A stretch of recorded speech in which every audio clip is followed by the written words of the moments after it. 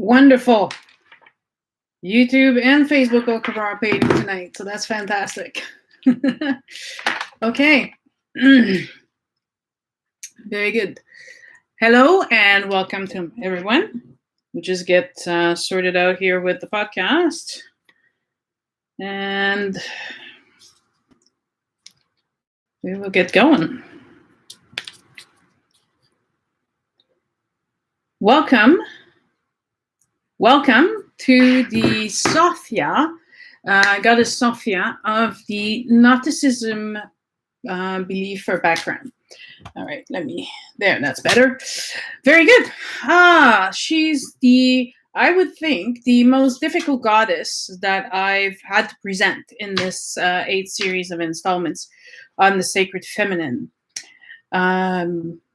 Because Sophia was born of Nauticism, that means that her background, it comes from different sources, but got developed at a time when the sacred feminine wasn't all that strong.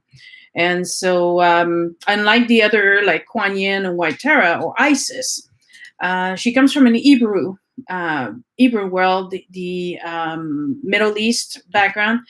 And at that time, the feminine was kind of tainted already by the belief of Adam and Eve being the source of all evil, and feminine not holding a very prominent place, a very positive place in their system of belief. And contrary to all the other goddesses that we approached, she represents an idea of the feminine as opposed to being an incarnated being that was present on the planet. And so since she's never been incarnated, we're drawing from Sophia as part of the sacred, the feminine, divine essence. And so we weren't there. We don't have witness accounts.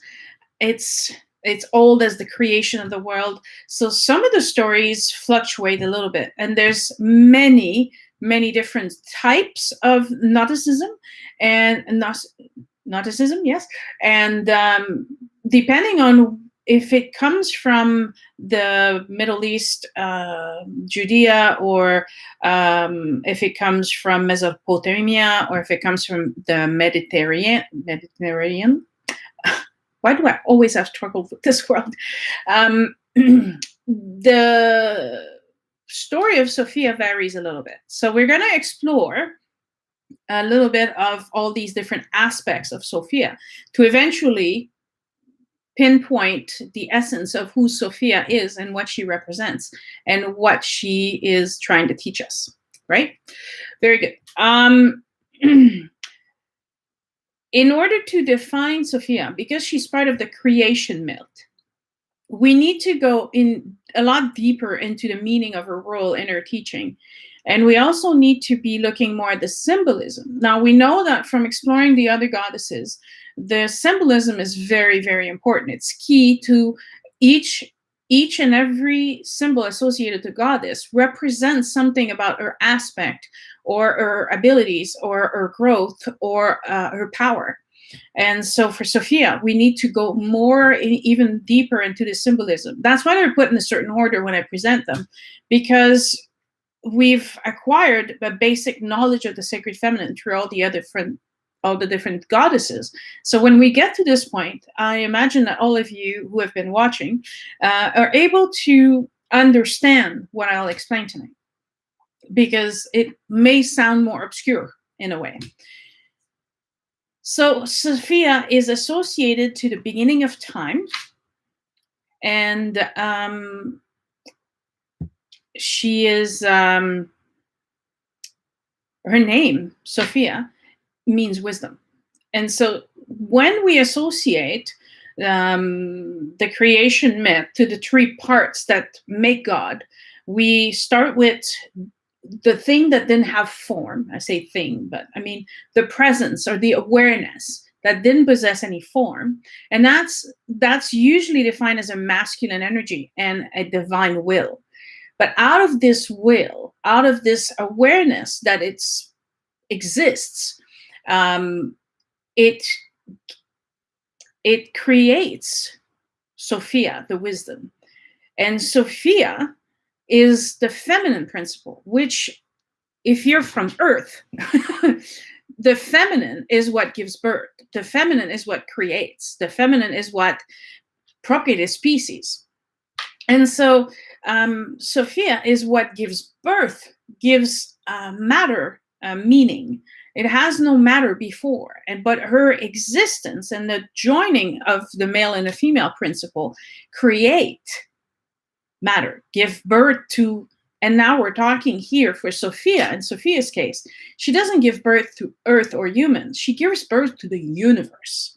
She gives birth to the stars, the sun, the galaxies. That is what she births. She births the dream of the divine will. The divine will is the dreamer, and Sophia is the creator, the birth giver. It is them together that form the creator, right? So it's but together, one without the other, they would not exist. So in the Hebrew, she is sometimes referred to as Hakamoth in the Valentinian Gnostic myths. Now, I'm going to touch on 3 different kinds of Gnosticism, but I'm going to try to stick to the Sophia part. In the Jewish Nauticism, so there's and we have to understand, there was the Old Testament, which is Hebrew, the Hebrew faith, right? But with the advent of Jesus and his teaching and the Essenes in the desert and the mystery school, eventually, not every Jew became a Christian, right? We know that. But some of them find kind of middle between the Jewish faith and the Christianity. And that's basically this door that Gnosticism is residing at. And it was active by 90 after Jesus Christ. So there was a period where people were trying to find, so what resonates with them, what talks to them. And so it took a few decades for it to solidify into a faith. And we know that the influences of Jesus Christ was quite large and affected the Greeks, it affected the Romans, and the Romans, being such a large empire, eventually touched other parts of the world. In the same way, Gnosticism then was touching all these other parts of the world. What is Gnosticism? And I know normally I just talk about the goddess, but in order to understand who Sophia is and what she represents and her importance, we need to know what she represents. And gnosis refers to the knowledge based on personal experience or perception. Mystically or esoterically, it means the knowledge based on the direct participation with the divine. So Sophia is all about experiencing the divine, either by personal experience or perception of experiencing this divine. This is magical. This is powerful, because Sophia is our guide, much like Isis was the guide between life and death and the travel in between.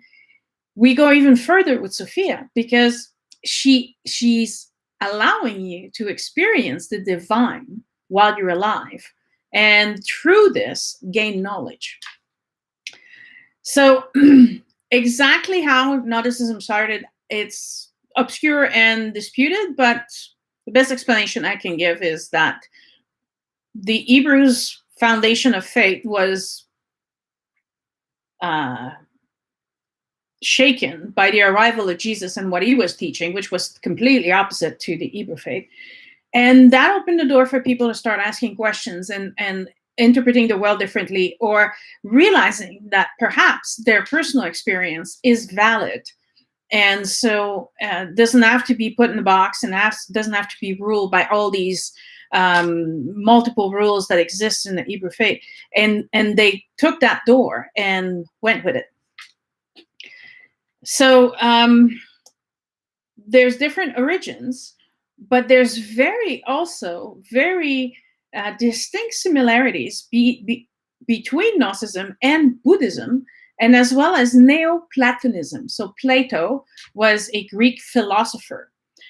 Philo, meaning love, and Sophia means Sophia, wisdom. So basically, Plato is the lover of wisdom. In this case, we can take the words literally, or we can say lover of Sophia, the knowledge imparted by Sophia. And Plato is all about proving the existence of true arguments and theories. And so he does discuss the divine principle in the creation, and does say that wisdom is Sophia. So all of these influences at the time build into what Gnosticism became. Interestingly enough, the Gnostics were persecuted in the 2nd and 3rd century after Christ, and became the first group to be declared heretics by the 4th century. Why are they declared heretics? Well, because they go against the belief of the main church. What is the belief of the main church? The belief of the main church is that you are a sinner, you were born with the original sin, and you will burn in hell. You have very, very little options to save your soul. And all of that resides in you attending church, and they will save your soul. So you have no power, basically. Gnosticism is the complete opposite, which is why they were declared heretical. Sophia is teaching that it is within ourselves, within our knowledge of self, that we can overcome our difficulties and our limitations and what is preventing us from being one with the divine. And so, hence why they were declared heretics. Now, to explore Sophia, so we're going to see her story in her beginning. So I'm gonna have to explain some terms and vocabulary, because in honor, I by no means am an expert in Nauticism, but whenever I present a topic, that it is Sophia this week or white buffalo calf next week, I try to explain with the actual reference material that is being used by them, the people of this faith, in order to honor and respect that faith. So I don't want to downplay, but I will explain some of the things so we can follow, and then we can make equivalency for it so that we can follow the story. Otherwise, it's going to sound like we're using words we've never heard before, and so we lose the concept of what we're trying to explain. And then when it's put into a different context, you're going to say, "Oh, okay. Well, to me, this is what it represents." So Plemora is what refers to the totality of God's power, meaning the Trinity of God. It's the center of divine life, or a region of light above. And the term's not being used above as in the sky, but more above our world in a sense of vibrations, in a sense of wisdom, in a sense of love, in a sense of that it's occupied by spiritual beings. And these spiritual beings, there's could be two types. They could be eons. Eons are eternal being, which when we say it's been eons, meaning a very long time, it refers to eternal beings. And then sometimes archons. So I will explain what archons are. In most, if not all, the version of the Gnostic myths, Sophia gives birth to what's called demiurge. Now, this demiurge can be literally translated to public or skilled worker, or the son of chaos. And it's the son of chaos, and not so much Sophia, that creates the physical universe and the physical aspect of humanity. Now, this son of chaos creates outside of the light of God, and is not in any way related to it. And he's outside of this light, so this love, this wisdom, this guidance. And think of himself alone. And things evolve from there. The demiurge would be the one responsible for the creation of mankind. trapping elements of the Plemora stolen from Sophia. What he's stealing from the light is souls that Sophia created.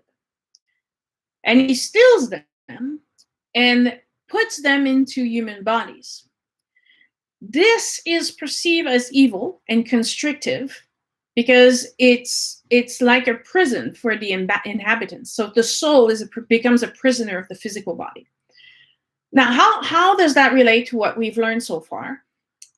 We all know that we are the things that we must overcome from all the sacred divinities, the sacred feminines we looked into. We were trying to detach ourselves from our physical urge, from our desires, from being able to recognize our divine essence. And so the entrapment in his body prevents us from making that connection. In Gnosticism, this is how they explain the soul became trapped inside of a body. And so therefore, they blame Sophia for having given birth to the demiurge or the son of chaos. Now, archons, which sometimes reside in the light, but not always, are servants of the son of chaos. They preside mostly over the material realm, and in some cases present obstacles to the soul seeking ascent. Now, the Gnosticism is, like I said, is all about energies. It's all about intent and presence. There's no actual physical representation of those things. In a way, those archons that preside over the material realm are apparently rulers over 7 planets, and they prevent the souls from leaving the material realm. If we go back to Mary Magdalene, if we go back to Kuan Yin and White Tara, we remember there are 7 to 8 elements that we must master in order for our soul to ascend. So archons are not literally little beings like jabbing at you and making you miserable. They are, however, things like anger and greed, which are eating at you and still making your life miserable. But they're not so much as physical things as they are part of the material world, which we must learn to overcome. So closely related to the 7 devils that were driven out of Mary Magdalene, she didn't actually have devils inside of her, but she had to overcome these 7 specific steps for her soul to ascend. And if we compare what we know of Sophia and Gnosticism, the closest thing would be probably Mary Magdalene, because it was about the same time, and it also born of the same kind of area. So the numbers are the same, and although they're using different names, we're still referring to something that prevents the soul from leaving the material realm. Part of being in a material realm, if we go in more of a Buddhist tradition, means that you're stuck in reincarnation, which is the worst possible condition because it's the human condition, and it's the human of cycles of birth, pain, misery, and death. The whole idea is to free the soul from this cycle and allow it to ascend into nirvana. In this case, to return to Plemora. So again, it's a play on words, but the concepts, you have to stick with the concept. They're exactly the same. Now, the concept of God is that God was the one, and the various aspects of God became the Eons, so the immortal beings. Valentinianism says that the Eons are born in duality. Now, where is their duality? There's duality in the material world. In the spiritual world, there's no cold, there's no hot, there's no death, there's no duality there. It's when you're born into a physical body and you have earthly incarnation and you become a human that you experience duality. I'm sad, I'm happy. I'm hungry, I'm not. I'm thirsty, I'm not. I'm healthy, I'm sick. I'm angry, I'm happy, right? So it's really on earth that we experience this duality constantly. And so The eons were created by what they refer to as an hermaphrodite being, which means didn't have any male or female part. He was one. And one of those, it can give birth to up to 30 pairs of male-female energies. But the most commonly paired eon is Sophia and Christ. Now, this is where we're going to take another step back. Now, remember, most of creation myth, there's the word, which is the divine will, the whole male aspect, which then through thought gives birth to the female part, which in this case is Sophia. And in all the creation myth, it gets confusing because people say, okay, but that's her father, but with her father, she creates a child, but she also sleeps with the child. And we see this very explicitly in Egyptian mythology.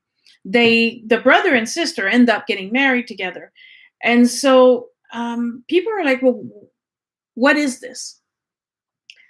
We have to think of it as Christ is not there's Jesus, who was said to be the Christ by certain people, but it's a title. It's not necessarily meant to be a person in this sense. The eons, the eternal being of Sophia, is the eternal wisdom, and Christ is Christ's light, Christ's love. And so they were joined together, but also part of the divine will. Together, the three of them is what forms the creation myth. One without the other doesn't give us the creation of the universe. It doesn't give us creation of Earth, the creation of humans, and everything else that comes along with it. So Sophia and the Christ, they're the emanation of God to save the trapped souls in the human body. They were created. Now, this is where it gets wishy-washy. They were created first, yet we blame Sophia for eventually creating the son of chaos that created matter. However, they were created originally to make sure that any parts of the souls would eventually find their way and return into Plemora, into heaven, into nirvana.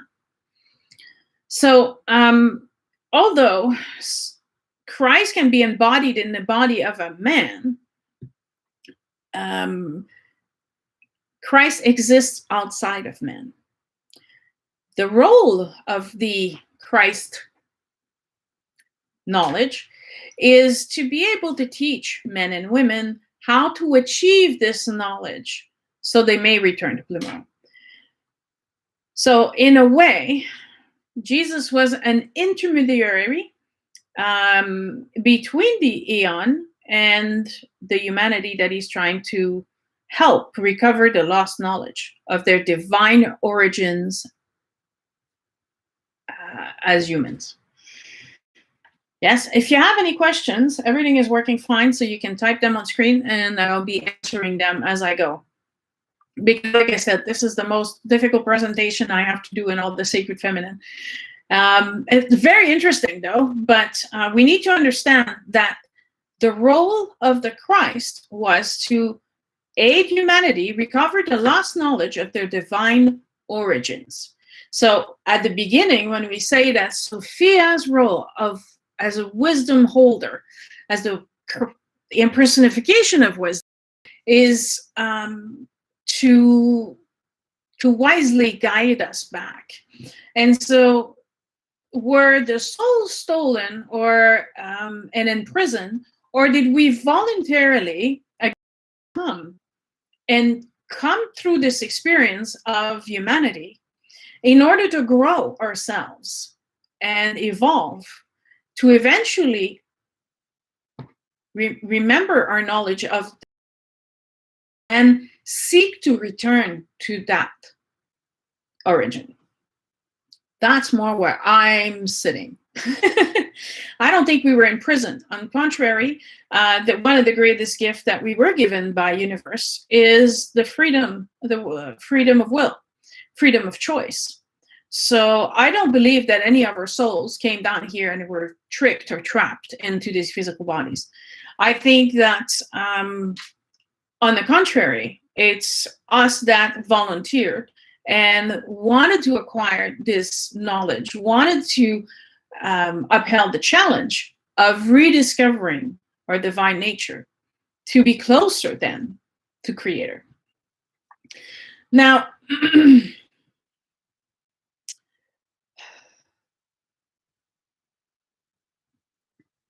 the fall from grace, which is the equivalent of having our souls trapped into the human body.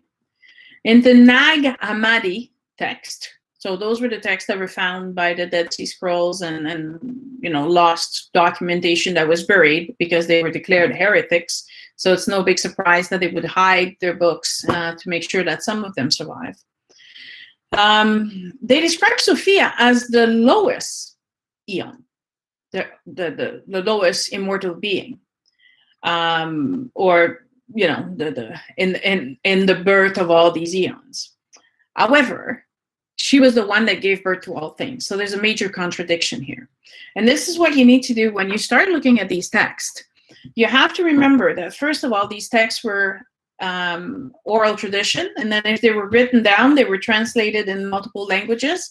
And then along the way, some people not so scrupulous would maybe adjust the meaning of certain things or change the meaning of certain things. The reason why she was placed at the lowest rank was because they blamed her for our souls being trapped in our body. Now, if you consider my approach to it, that she did give birth to souls, and she allowed matter to be created, and then she gave us the opportunity to grow and developed and become co-creators herself by experiencing humanity and rediscovering her divinity through all the challenges of being cut off and being dense and forgetting where we came from. It would be a great achievement for the soul in its evolution. The soul being immortal, it doesn't matter.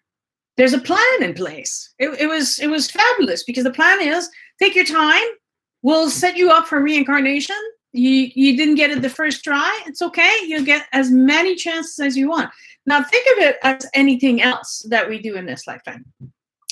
You're promised that you're going to get $10 million. And you're like, okay, what do I have to do? And then you tell the person, well, I don't know. You need to put up a fence and it has to be straight. And those are the dimensions. This is the color. And you have to do it this way. And you're like, okay.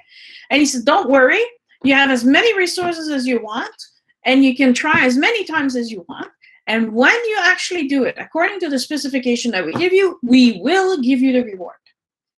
And so who wouldn't, and the reward being that you return to Creator, you return to heaven, Nirvana, Clemora, and you live in the presence of God and His light, and you live in peace, and you have evolved, and then you become a co-creator. So out of all the rewards that a soul could want, this is the highest possible reward one soul could ask for. And so you embark on this journey, but because you're immortal, time means nothing to you. So it doesn't matter. You will keep trying until you get it right. And so based on that, we can see that depending on the perspective from which you're looking at this experience, it has either a very negative one or a very rich experience possible. For any of you who have children or have nephew and nieces, you or teach young children, or you will know that at one point you will hear a parent say, let him go, he's got to learn. As long as it's not going to be run over by a car or put their hand on a burning hot stove, there are things that you're like, I've told him 5 times already. You know what? He's going to fall down. He's going to get it. And then he's going to stop. because we have to let go. We can't control their every move and their every action. At one point, as a parent, you judge that they're ready for this. It's okay. You limit the amount of harm that can be done to them. But you can't cuddle them to the point where you wrap them in bubble wrap and let them try anything. In order to grow, they need to find their own boundaries. They need to find their own balance. And I mean, my kids are older now, and I'm happy to see that although they'll try certain things, they have a steady balance that they can come back to. And so they're always able to try new things without completely losing their sense of self or everything that they are or what they mean to themselves. Now, how did we get trapped in the body? That's something that someone just asked. So at first, when the soul started evolving on the planet, we were more in a gaseous form. And then our body became of light, and we experienced a little bit of a denser body. Not as dense as this, but still. Maybe feeling the reflection of light on ourself and feeling, ooh, that feels nice, that feels warm. Until it burns you, and then you're like, not so nice, right? The duality of this world. We are here to learn moderation. So the people are thought that perhaps if we felt more, our experience and our growth would go faster. And so they made their body denser, and it became thicker. The offshoot of that is, as they did that, they became less and less connected to the divine. The divine became separate rather than a part of. And this desire to feel more, to experience more, then developed the seven evils, or the devils that you draw out of your body, the desires, the greed, and all of those qualities. Because now we also develop fear. And it's one of the things that Sophia is blamed for. She's blamed because in the Gnosticism text, she said that what gave birth to the son of chaos was her detaching from God, which is impossible, as they are one. They're part of the same. But the text says that Sophia, being detached, caused her to be feeling fear, anguish, confusion, and made her long to return to the one, or the God, or the monad. And this is more what the souls experience, not so much Sophia. But Sophia is experiencing with us these feelings. So, I don't want to get ahead of myself here, but the confusion is that they're saying Sophia was detached and experienced this, yet we're the one experiencing the fear and the anguish, and we're the one longing to return, but now we've lost our way. It seems very improbable, not that I can affirm this, because it's not like I met Sophia last week and we talked about this, right? But you're attributing Sophia to giving birth to the son of chaos and to losing herself completely and wanting to return to the light. And yet she's the one that created that world, and her name represents wisdom. So I have a hard time accepting that she would be the representation of wisdom when she was so ignorant. She's the complete opposite of chaos. And the universe is the complete opposite of chaos. However, 2,000 years ago, there's a lot of things they didn't know that we know. I'm not sure if I would have gone into Mesopotamia and start talking about dinosaur, that they wouldn't have cut my head off and told me I was a heretic. And think of it. The idea of giant reptiles roaming the earth that are several stories high is difficult to believe, right? But in this day and age, we accept this because we've discovered the bones. We've dug them up. The bones make 3-story high monstrosity with tails, which, tends to lend that they were reptilian in nature and yada, yada, yada. And they were that many races because we've kept finding more bones, and we keep finding new specifics that identify them as part of a family of dinosaurs or a completely different type of dinosaurs. And not only did they roam in Canada, they roamed in the desert of Gobi, and they were found in other places in the world. So now, based on scientific evidence, we can say, yeah, sure, there were dinosaurs. At the time, when they developed the theory of Gnosticism, they developed the theory saying that it's chaos that must have trapped us inside those bodies. They didn't have all the scientific information that supports the idea that the universe is nothing but chaos. There's the golden ratio that proves that it's all over nature and it keeps being reproduced over and over again. There's the laws of gravity. There's constants. I studied science when I was younger, and there are certain numbers that are constant. And so that number, like pi, the 3.1415.9, blah, blah, blah, blah, blah, they are constant. So constant cannot come out of chaos. If we can, through formula, always be able to resolve the question because of these constants, because we can say E equal mc squared, there's a formula that is constant. So there's no chaos. It's only chaos because we didn't understand it at the time. It's no longer chaos.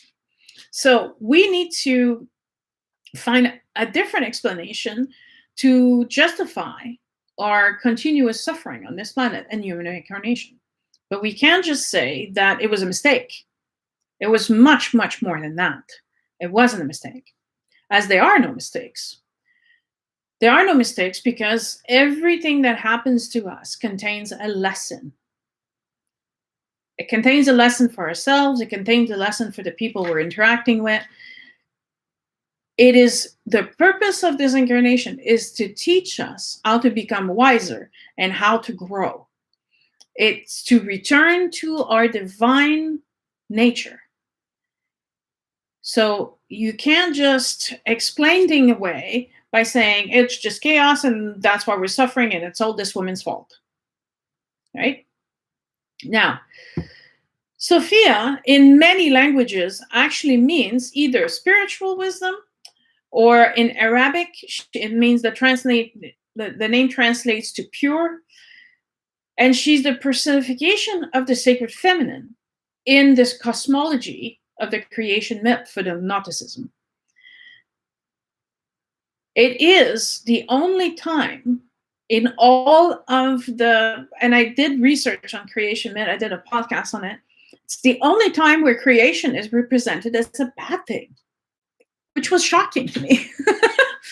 In every culture around the world, the fact that the feminine principle came into existence and birthed the universe, not necessarily Earth itself, but birthed the planets and the stars and the suns and the galaxies, is viewed as the beginning of life. It's celebrated. It's magnificent. It's mysticism. It's difficult to maybe understand, but it's still celebrated. This is the only creation myth where it's not, where they're saying it was a bad thing.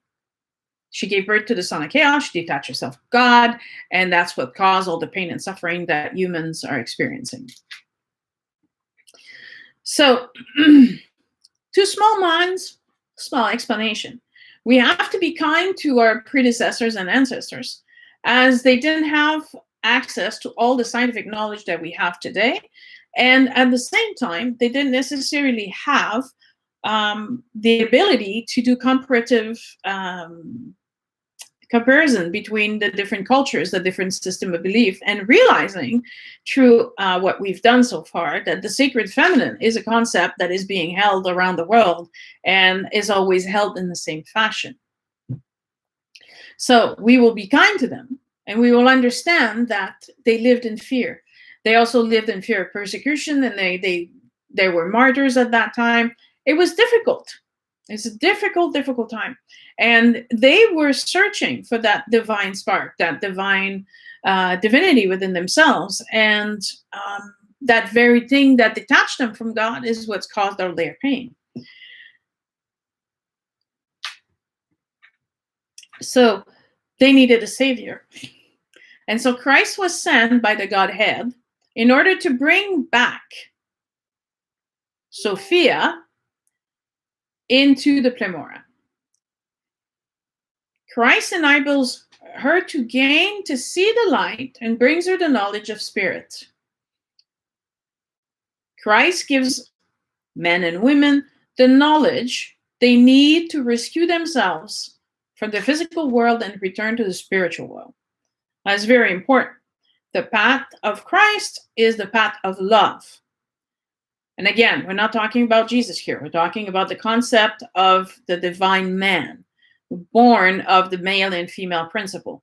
The path of Sophia is wisdom. In the biblical translation, where the noun or pronoun is used for the Holy Spirit, it's masculine. In contrast to the gender of the noun used for spirit in Hebrew and Aramaic. In Aramaic, the language generally considered to be spoken by Jesus, the word is feminine. All right, so it's male in certain contexts, it's feminine in others. However, in Greek, the name is neutral. So in modern day, we associate Sophia as the equivalent of the Holy Spirit, referring to that divine spark that inhabits each human being. Sophia, like the Holy Spirit, is also represented by dove. So when we go back, and Christ was sent to enable Sophia to gain the access back to the light and bring her knowledge of the Spirit, really, it's Sophia. Okay, Sophia is omnipotent. She's everywhere all at once. There is a part of her that is still in the presence of the male principle of God. However, when she gave birth to souls, a part of her became the soul. She gave matter, right? And so those parts of her are trapped inside you and me as the divine spark. So when Christ actually comes to help us rescue ourselves from the physical world and return to the spiritual world, that's how he's helping Sophia free herself from the material world as the divine spark, returning to the spiritual world, being reunited with parts of herself. So I hope I'm being clear here. So it's not Sophia that got lost. It's the soul which came out of the fact that Sophia birthed them, that have entered through this process of growth, that have been inside human bodies, that need, through the teaching of Christ, to return to their divine nature.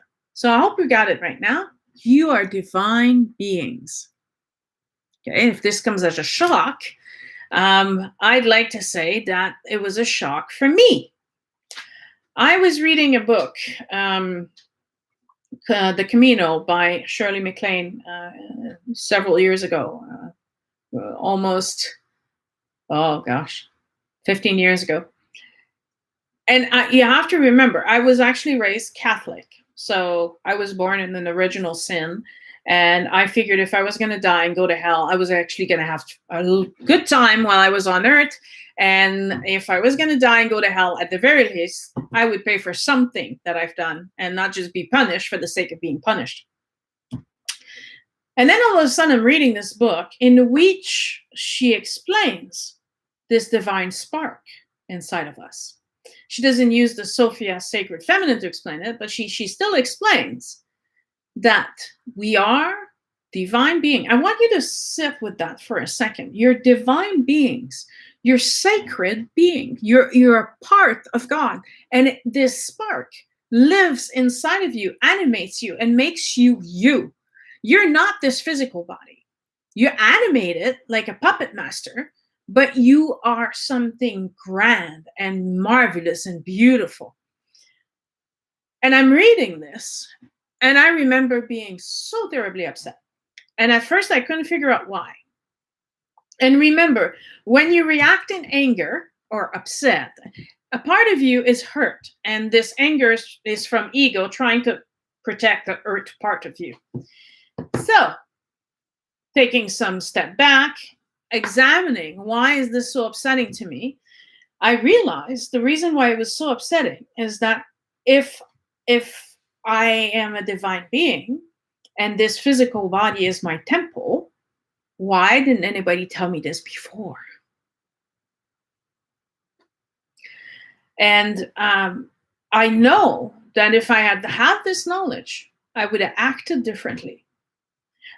I always respect other people and other life around me, but I don't always treat myself right. And I've not been treating myself right as far as by my standards. I feel that I could have done better by me. And I think that every one of you can agree to that. We do good by others, but we don't always put ourselves first, and we don't always treat ourselves like we should. And so now, tonight, I'm presenting this to you. Sophia, the wisdom part of God, resides in every single human as the divine spark. Therefore, a portion of God resides in each and every human, which is why we can't have slaves, which is why we can't mistreat someone or call them from a lower caste, because just like you and me, they have a divine spark inside of them. We cannot view people as better or worse than we are, because each and every one has the divine spark in them, meaning that we're all equal. Because not only in the eyes of God, but in the presence of God inside of us, we are honored that this physical body is hosting this divine spark. So, to answer a very important question that apparently a lot of people ask themselves, what is the purpose of life? With Sophia, the purpose of life is to enable this divine spark to be released from its captivity and matter and reestablish the connection. Doesn't mean dying, means reestablishing the connection with God and being able to perceive the source of divine light. In Buddhism, that's called enlightenment. This is the part that Sophia, with the help of Christ, is trying to teach us so we can be reunited. Now, in the Bible, there's a book of wisdom. And it's mostly, I actually went and looked at my Bible because I read the Bible many times and I was like, book of wisdom. I don't know the book of wisdom. However, I have some quotes for you here. The wisdom is associated for mostly with Solomon. Solomon was a king, an Hebrew king, who was reputed to be the wisest of them. Now, in First King, it tells us that God gave wisdom to Solomon and that he became wiser than all the kings of the East and all of the wise of Egypt. So it was God that granted Solomon the wisdom. And there's a part of this that recognizes that it has an exterior form and it was given to him. Or in the next one, and if any of you can send me a book of wisdom, because I can't find it, but in Wisdom 8, it tells us that Solomon was seen as married to Sophia. Sophia was never incarnated in a human body. What Solomon was married to was the divine spark. And because he was aware of his divinity, and he was aware that he was connected to God through this spark, he was able to connect with the wisdom of Sophia, hence this marriage of the two of them. And in Wisdom 9, it tells us that Sophia instructed Solomon in how to build the temple. Now, what I remember is that he received vision, he received information. And so, through the connection of the divine, he was inspired, he was guided. Sophia can connect us through dreams, and that's how she will allow us to see things. In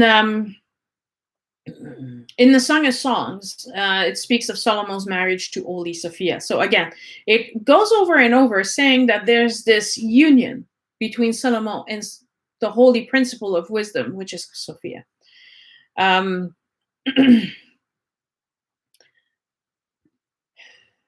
Today, the veneration of Sophia continues in the Eastern tradition. And one of those places is the construction of the Hagia Sophia in Istanbul, which is reputed to be one of the 7 wonders of the world. The Russian Catholic liturgical services to Sophia, and the Russian Orthodox Church has also a school of Sophiology and explores the theology of Sophia without contradicting the Russian Orthodox theology. So they teach Sophiology, which is wisdom. So even today, she has survived all of these thousands of years, and she's recognized as a source of knowledge, but never an embodiment of anything. Now, being that she's the mother of creation,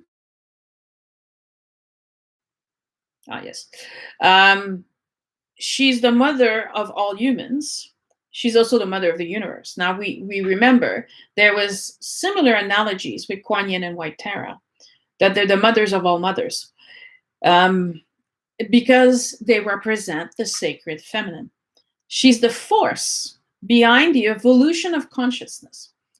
And what is but our evolution of our consciousness, our awareness of who we are, then to recognize that there's a divine spark in us and that we are actually divine.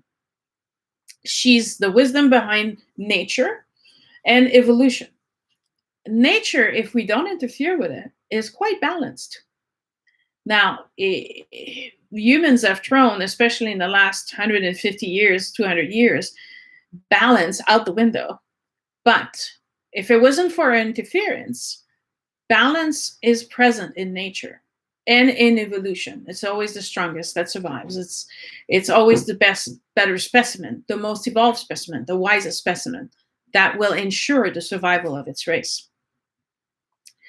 But most of all, Sophia is the way to eternal life, not in your physical body, but the way back to being the soul that is eternal. She's associated with many apparitions. So this is interesting because although she doesn't have a physical body like Kuan Yin did, or White Tara might have had, or Mary Magdalene, she was still seen. She's referred to as the Lady, and she appeared in Lourdes, France. She appeared to, and this is there's a movie on Netflix on Fatima. The apparition of the Lady in Fatima, Portugal in 1917 to 2 young girls and 1 young boy.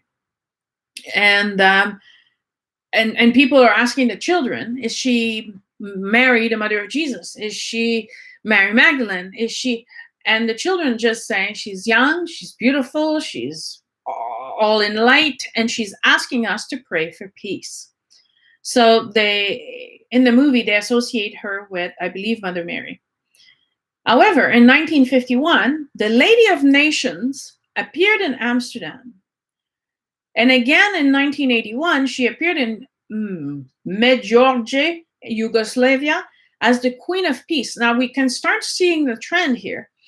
The lady keeps appearing, asking us to pray for peace. She usually is a young, beautiful woman.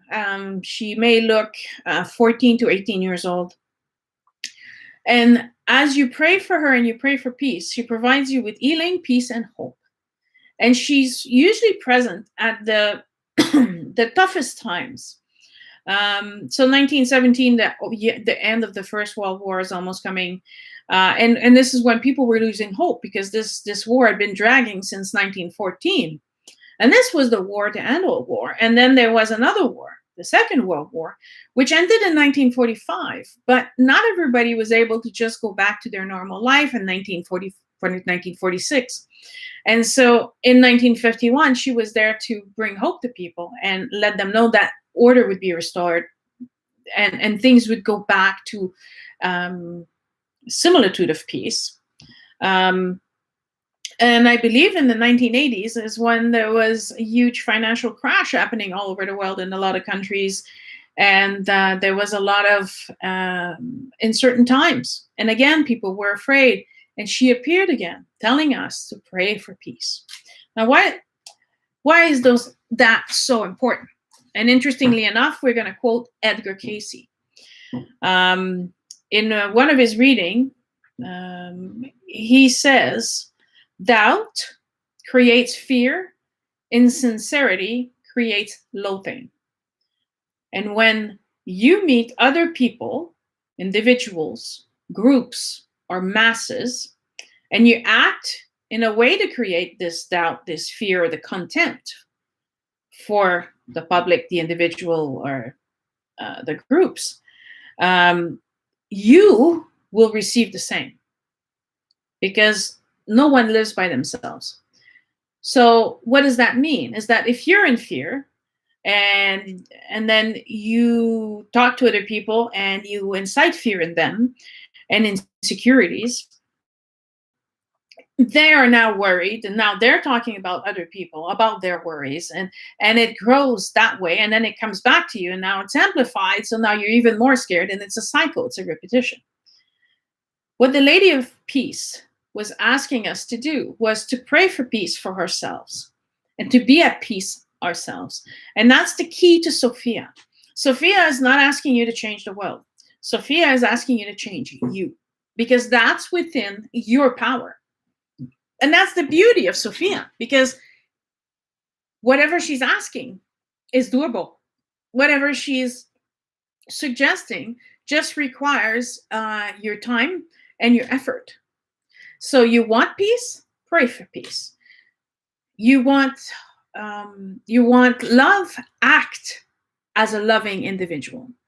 You want appreciation? Start appreciating others around you. It will commute. Now, you know the saying, as a leader doesn't do, it shows. Yes? So the leader doesn't dictate, he collaborates. In the same sense that you have to be a part of it to be included. So you need to be able to examine yourself and ask yourself, what am I sending out into the world? Am I sending love? Am I sending appreciation? Am I sending empathy? Am I sending joy? Am I sending happiness? Or am I spreading anger with my words? Am I spreading distrust with my gossip? How are you affecting those around you? With your words, but also with your actions, and don't forget your thoughts. People think, well, my thoughts are my own. Right, except thoughts are a vibration, and vibration spreads and affects other people around you. And so as they're spreading and affecting the people around you, some people like me or empaths are feeling these vibrations and are feeling a discomfort, and are feeling sometimes, the discomfort can go to feeling even nauseous to a certain degree, depending on how violent those thoughts are, or how vile or strong they can be. So to marry Sophia is to marry yourself and to, like Solomon, embrace the divine spark. So, to enable the divine wisdom in us is a work of introspection. Sophia is often represented with a veil over her face. The veil represents the unknown of ourselves, the deep reach of our subconscious. And, you know, it says, and know thyself. You have no idea how important that phrase is. And it's often in the simplest of phrases that is the most knowledge is there. Learn who you are. Know who you are. And know that, you know, how you're reacting to the situation. Even I surprise myself sometimes. I'm like, wow, this really got to me.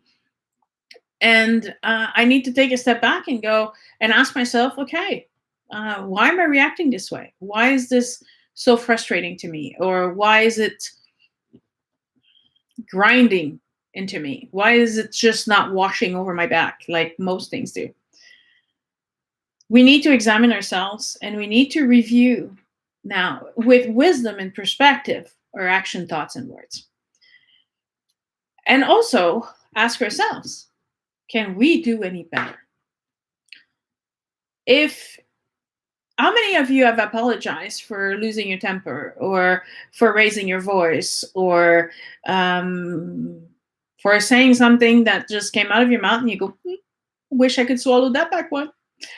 I live with my 26-year-old son, and I apologize for the angry thoughts I had. And he looked at me and he says, well, Mom, I didn't hear your thoughts. It's okay. I said, no, it's not okay, because I'm uncomfortable knowing that I put these vibrations into the house.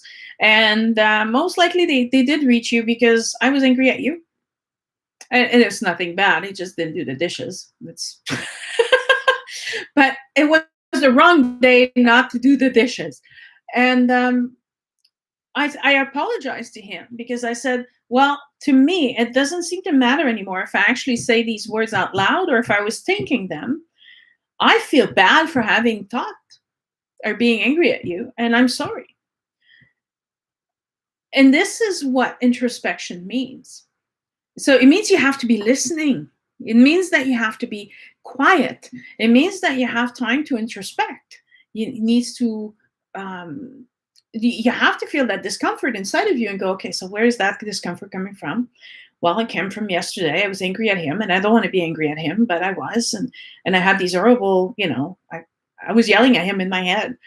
But I held it back because it was completely unreasonable to do it out loud. But I realized that now, even at the thought process, if I'm not kind, if I'm not loving, I'm not liking the vibrations I'm holding. And that is the wisdom of Sophia. That's recognizing that you're a divine being, and as a divine being, that's not the way you should act. The myth behind Sophia's story is missing a lot of the development of Earth.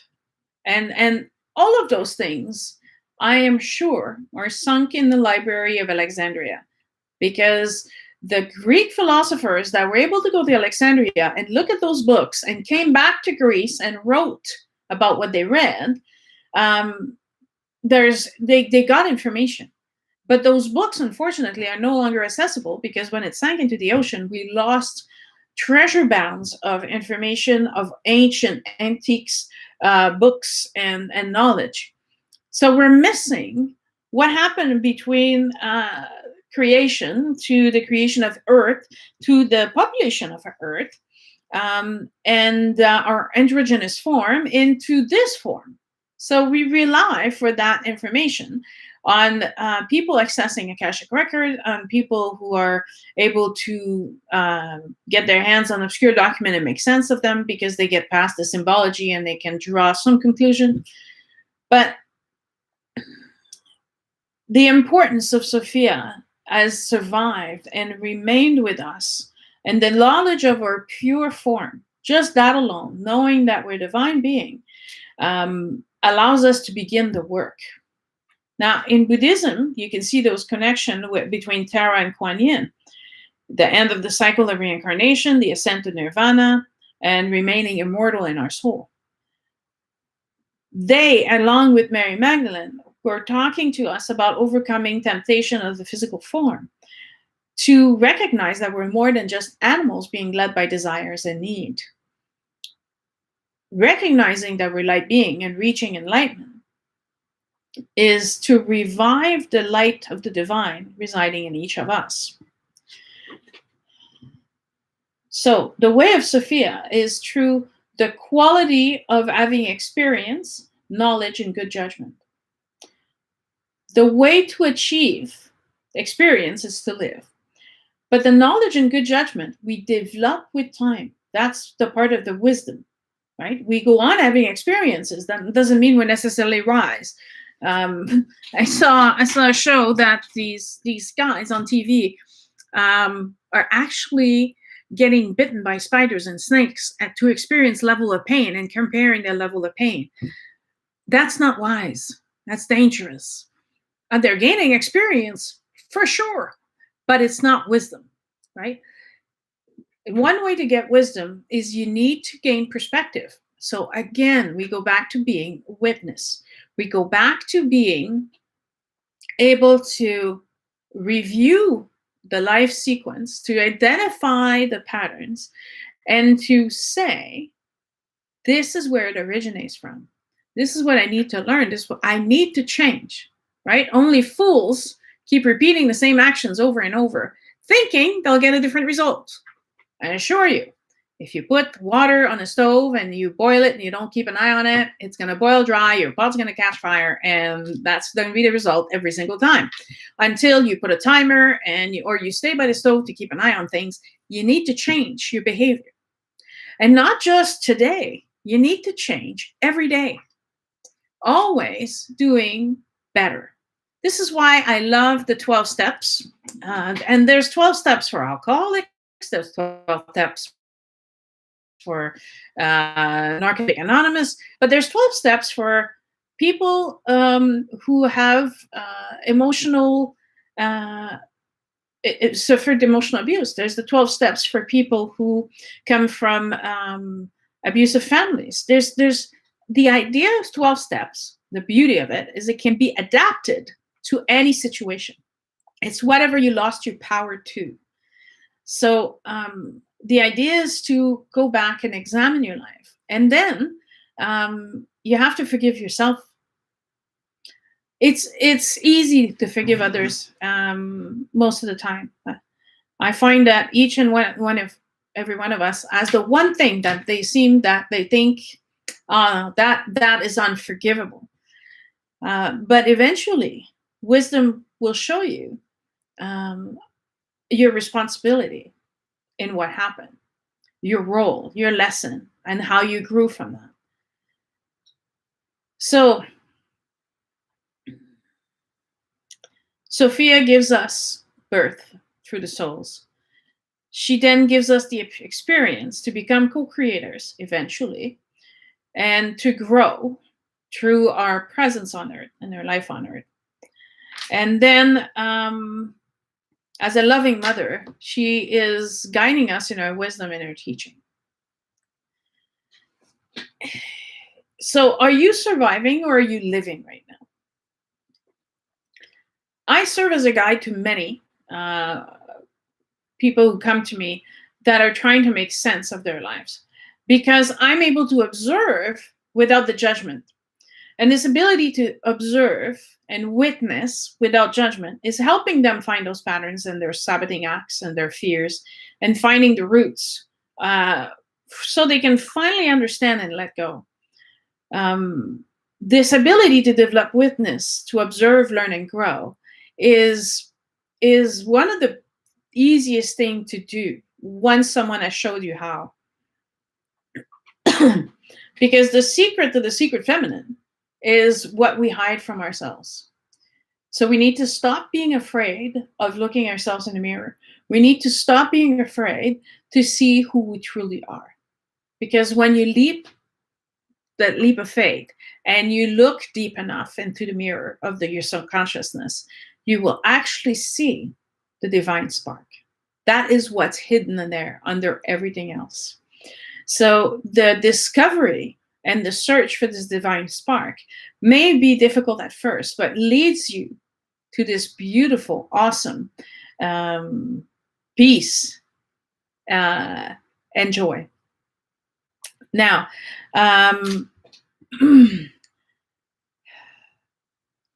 what's the key to the divine spark is in living as a divine being? It's to treat your body as a temple, because what is a temple, right? For some of us, it's an actual church. For others, it's a place of worship. For others, it's sacred space in nature or nature itself. And in those temples, whatever is your temple, you would leave that sacred place, this place of worship, clean. You wouldn't leave garbage or put garbage in your temple. Yes. And if you treat your body as the temple for your divine spark, then you need to keep it clean on the outside and on the inside. So you have to identify what causes harm to your body, your temple. Right. If you're looking after a structure, you're like, okay, we need to replace the roof. We should put a coat of paint. We should do this. We should do that. Why are we not doing that for ourselves? Why is it so difficult? And that's part of learning. What made you think at one point that you were not worth it? What made you think at one point that you weren't good enough? What made you think at one point that it was okay to treat yourself this way? Because there's a point in time where a core wound developed and made you think that you're not worth it. Why are you spending this much time on you? I know that I'm sometimes judged because I'm very, very, very picky with what I actually put inside my body. So everything has to be natural. It's mostly vegetables and fruits. If I have any meat, that it's chicken, fish, or beef, I will ask where it's from. And I might decline it and just stick to the vegetables and the fruit. I don't drink alcohol. I don't do drugs. Because those things harm the temple that is hosting this divine spark. I want this divine spark to emanate through this temple. I want the light to outshine this physical dimension. I want the energy to be so high and vibrant that I can share it with everybody surrounding me. That is what's important.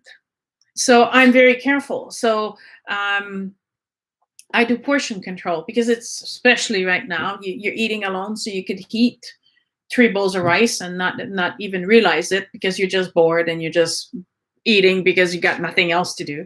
So I'm very careful. I make my own food. I eliminated all preservatives and pre-made food.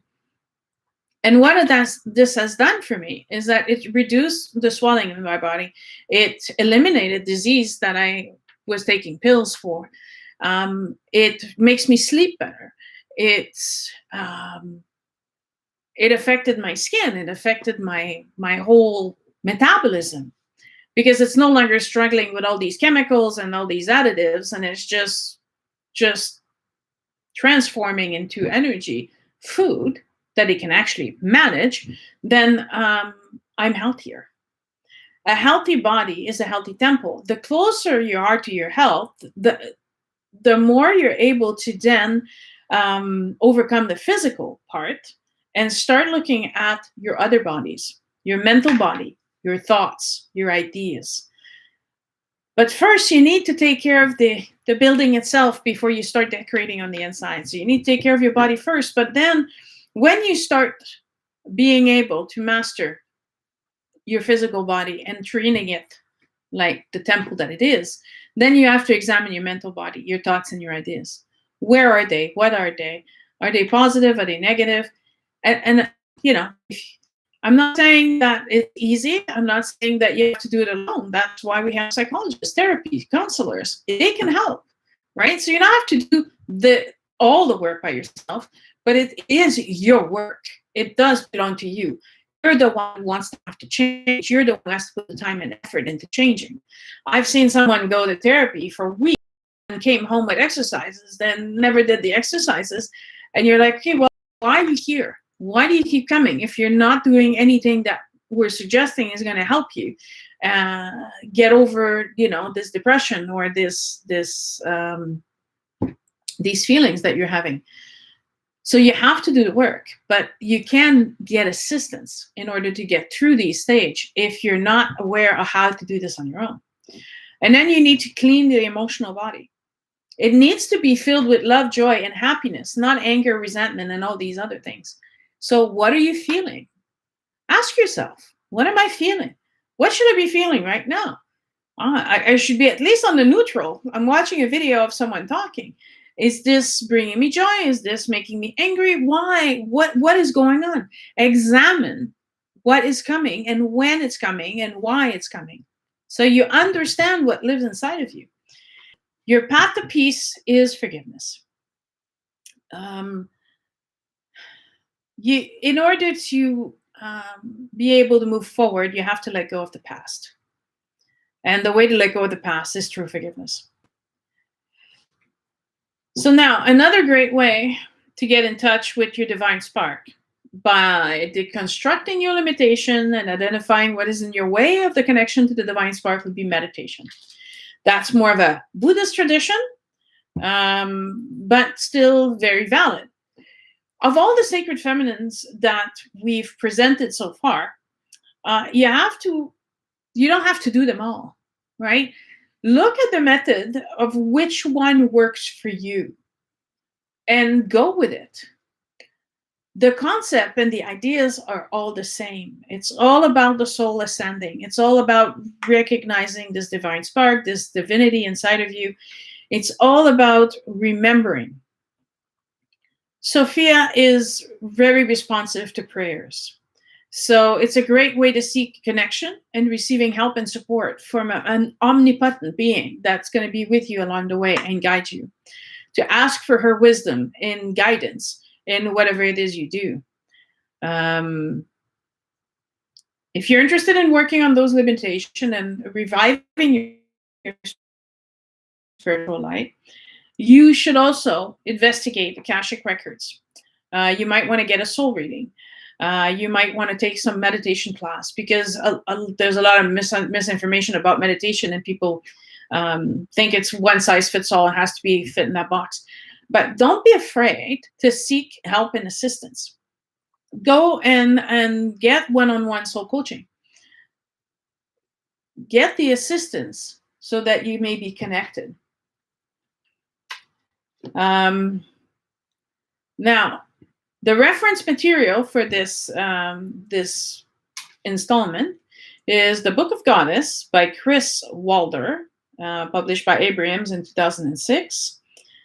Decoding Your Destiny by Tanis Helliwell from Wayshower Enterprise, 2011.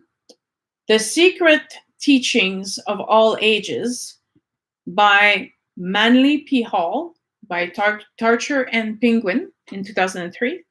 The Nag Hammadi text and the Gnosticism text of the Dead Sea, and The Camino by Shirley MacLaine.